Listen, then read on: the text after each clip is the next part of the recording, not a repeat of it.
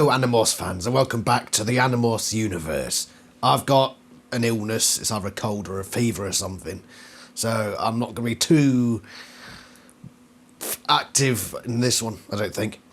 But we're going to look today at the Pangabans.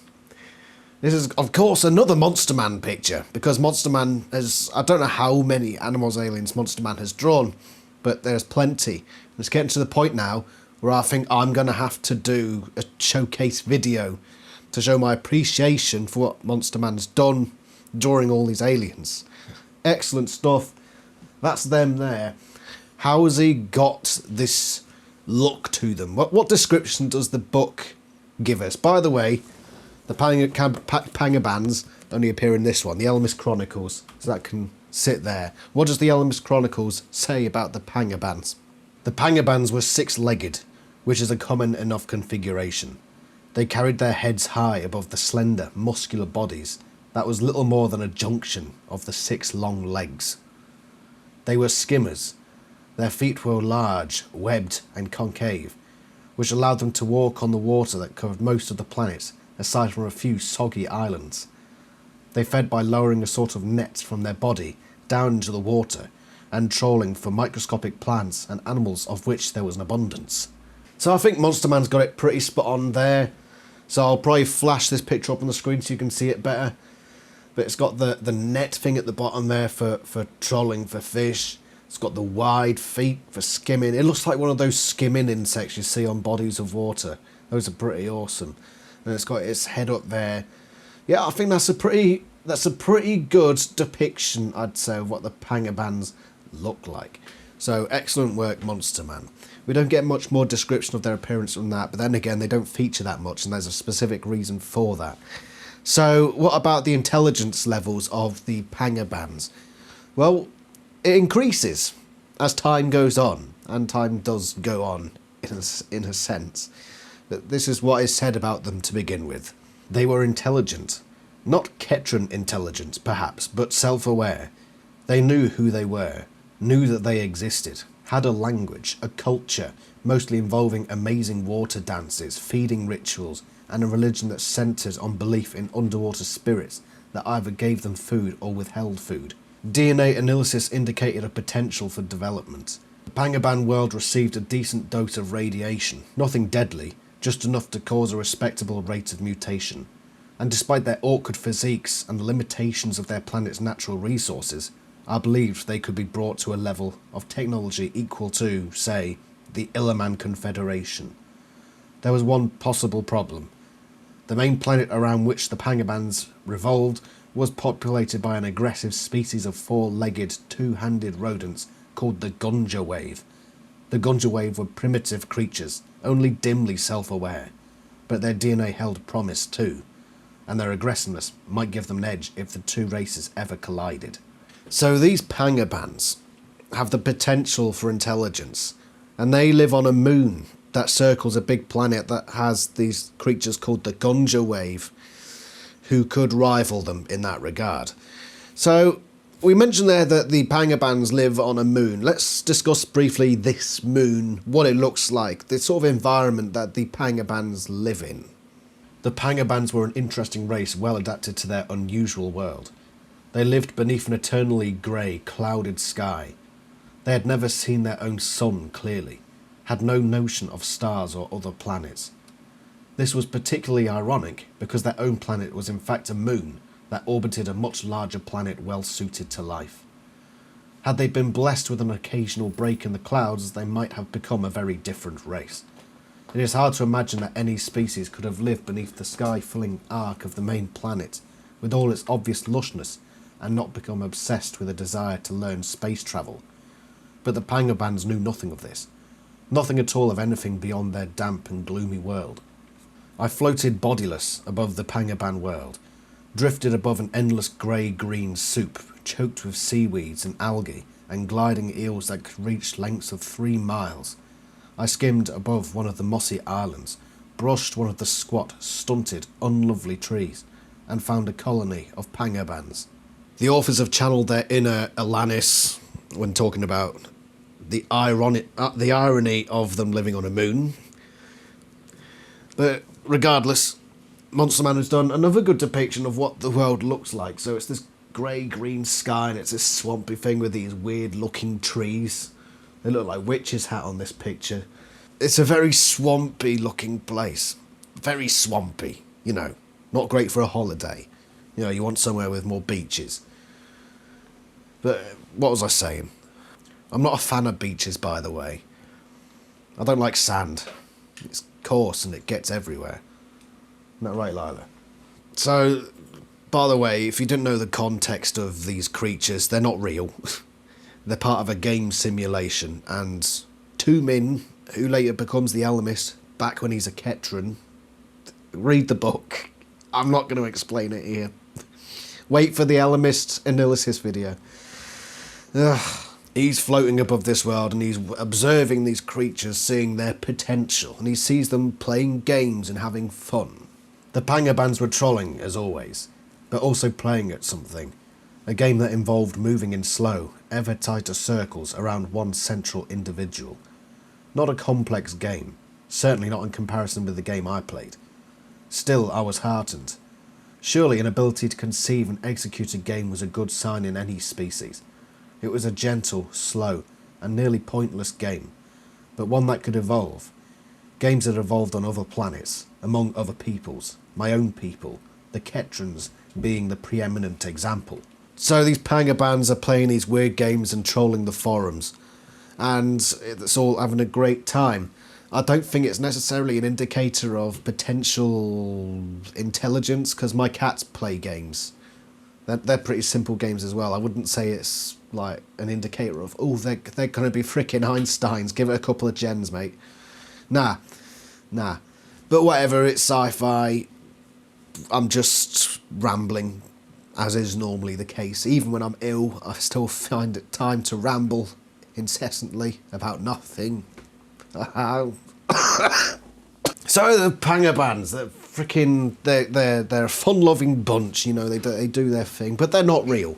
Okay, so as Tumin, the Alamist, confusion, said there, he's playing a game, a simulation, and that's what this is. These Pangabans aren't actually real, they're part of a simulation. And the Gunja Wave, who we mentioned earlier, are controlled by one of his chums, Tumin's chums, Inidar. And the whole point of the game is to see which chosen race wins out over the other. And this is what happens with the Pangabans in this game. I wondered what Inidar would do with the Gunja Wave. The essence of the game was minimalism. Do the least thing needed to accomplish a goal. I knew the least thing. I knew what I would do. A single, simple movement. I would part the clouds and cause the skies to become 10% clear on any given day. If I had understood fully, if my instincts were correct, that single change in the parameters would launch a revolution among the Pangabans. I felt a thrill of anticipation. The Pangabans were on the verge of an experience they could not even guess at. Their eyes would be opened for the first time. Their universe would expand by a factor of 1,000,000,000%. I smiled, and I memmed the game core. Part the clouds. And the clouds parted. It was night. The clouds tore apart. A slow, silent rip. And above the Pangabans, the stars appeared. And into that swatch of speckled blackness rolled the planet, all green and blue and orange scarred. Slowly, one by one, fearful, the Pangabans did what none of their species had ever done before. They looked up. They looked up and moaned their gurgling cries. I heard Inidar's mem in my mind. Shall we accelerate? Fire it up, I answered, and memmed the game core. So all Tumin is going to do is make one little difference. It's a butterfly effect sort of thing. He parts the clouds, and that's all he's going to do, and then he's going to let time do its own thing. Like when I play the AniSims. By the way, go check that out, it's good fun. I'm still preparing for the season finale. He parts the clouds and then says, have at it, Pangaban, see what happens. And this is what happens. I broke out the displays. DNA mutation, climate changes, technology index, population. For the first 200,000 years there was very little change. Then I began to spot the DNA differences in sight and body shape. The Pangabans were selecting for longer range vision, for colour vision, for neck length. And then, all at once, trouble. The algae count was dropping like a stone. It couldn't be. Increased sunlight almost inevitably means an increase in flora. But it was true. The seas were dying. And then, as I stood untouched amidst the hurricane of change, the first of the carnivore eels emerged to attack the Pangabans. The Pangaban population was decimated in a flash of time. So that one little change had an effect.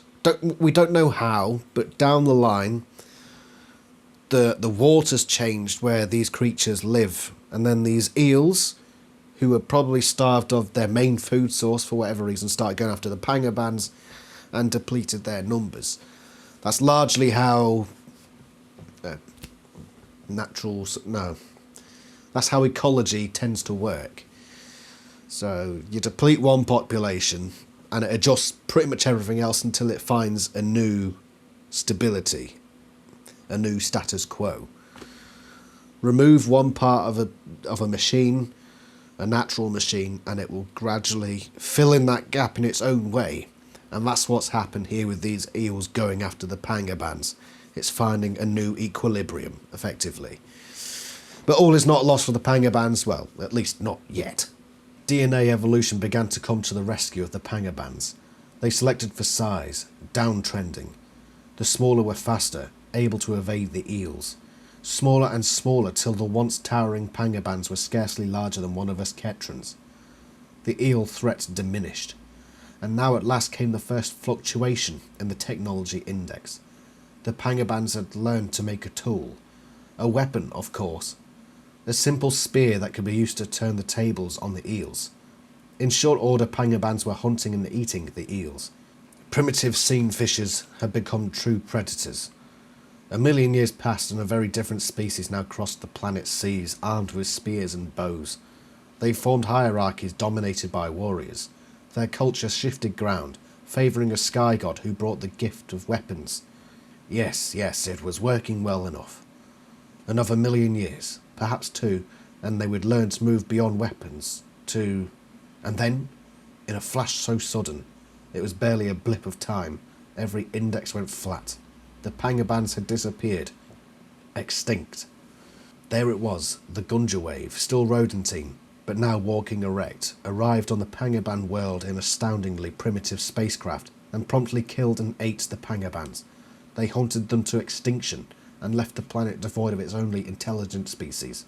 So we see the Pangabans over a grand space of time. We start off with these primitive creatures who, fair intelligence.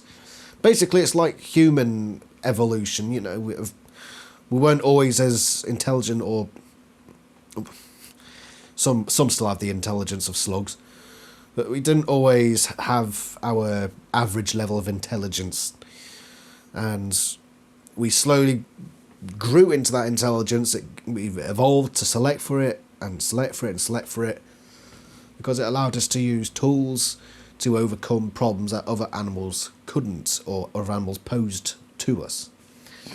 And so that's sort of what the Pangabans have done in this scenario. They've adapted to their environment.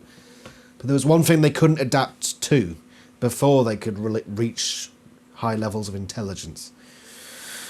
They couldn't adapt to the Gunja wave, who eventually took over the moon, and just obliterated them, basically.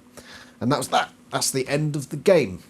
And though I would say it was sad what happened to the Pangabans, they're just a video game concept. So, but that's like saying I wouldn't feel sad at what happens to characters and animals, even though I do. So there's a philosophical question there about, you know, feeling empathy for fictional characters. And I'm sorry, I just can't bring myself to be empathetic for a fictional species within the context of a fictional world. It's fictionception. So, yeah. I do feel sorry for them in a way, I suppose. But yeah, they're double not real. So, it was all part of the Elamists, or Tumin's game. And it is noted in the Elamist Chronicles that Tumin plays this game a lot and they go through a lot of different scenarios, and this was like one of the quickest times he's ever been able to lose a game, apparently. "Hey, Elimist," Aguela called out when she saw me. "I memmed that you managed to exterminate the Pangabans in record time."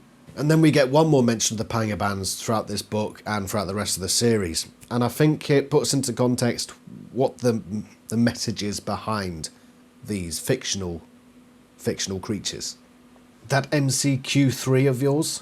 No offence, but it would be a toy compared to what we build. Polar Orbit High will lead the way, and others will follow. By the time you return from 3 Quadrant, things will be very different." "Different isn't always better," I muttered. I was thinking of the Pangabans. And there we have it. That's pretty much all we get of the Pangabans and their world, their little universe. That's as much as we get of it from this book and, by extension, the whole series. What is the point of the Pangabans? It's basically... what happens at the start with this game, this simulation, is basically what the Elimist becomes. He becomes that game. Or he basically does it for real. So in this game, he says, right, I'm going to play this game now, and I'm going to adjust that thing, and see what happens, and hope my team wins. He goes from playing it as a game to playing it for real, using actual races. Fictional races, not fictionception races. That's what he eventually does with the humans when he becomes the Elimist and the AniLysis and the Hork-Bajir. They are like the Pangabans. So it's basically just a foreshadowing of what Tumin will become. And also the concept of small changes having big differences. And things that you wouldn't expect being consequences of those changes you're making. Basically, it's a butterfly effect thing, or a domino effect. You know, I'm gonna put this control here in that exact position because I anticipate that the wife will come in, find it, and put it away somewhere. So that's what I anticipate, and that's the action I take. But then I don't consider that putting that there means that, I don't know, a fly comes in and lands on it and turns it on and costs me 50 quid on my electricity bill before my wife comes and finds it. You know, as much as you can anticipate things, you can't take every factor into consideration. And that's part of the message here. It's it's a pretty on-your-nose foreshadowing of what the Elimist would become. It is very on the nose because it's basically like, this is the situation. This is exactly what the character becomes in the future. But I mean, I'm not offended by it. It's the Pangaban race. You know, doesn't really affect anything. It could be any other race or whatever. But I suppose it's interesting. It's a fun design. Monster Band did a cracking effort at that design. Just a couple of other things. Let's just round them up. So they're an evolving race, similar to how we evolved. You know, fairly good intelligence, and then their intelligence grew. They started using tools and weapons. They played games. They make a gurgling sound. That sort of thing. They have a religion. So yeah, they're very much like us. Very much like us. And that's about as far as I think we can go with the Pangabans. So I think if there's anything else, it's up to you to discuss it in the comments. Because I can't think of anything else to really mention about the Pangabans. I think that's the extent of their involvement in things. So yeah, if there's anything you want to add, please do let me know. And I can put up an addendum if I've missed anything crucial. And thank you very much for watching and for putting up with my unusually low voice. Not low, but I'm trying not to be too dynamic because else I will go into a coughing fit. So there's that. Thank you, Pangabans, for your contribution to the Animorphs universe, no matter how little. It's still not as little as some other races that I'm sure we will see in time. But anyway, we're not doing another race for the next AniLysis. Next AniLysis, we'll be looking at Miss Paloma. She's one of the school teachers. So look forward to that one. Thank you very much for watching, and I shall see you next time from somewhere in the Animorphs universe. Ta-ra!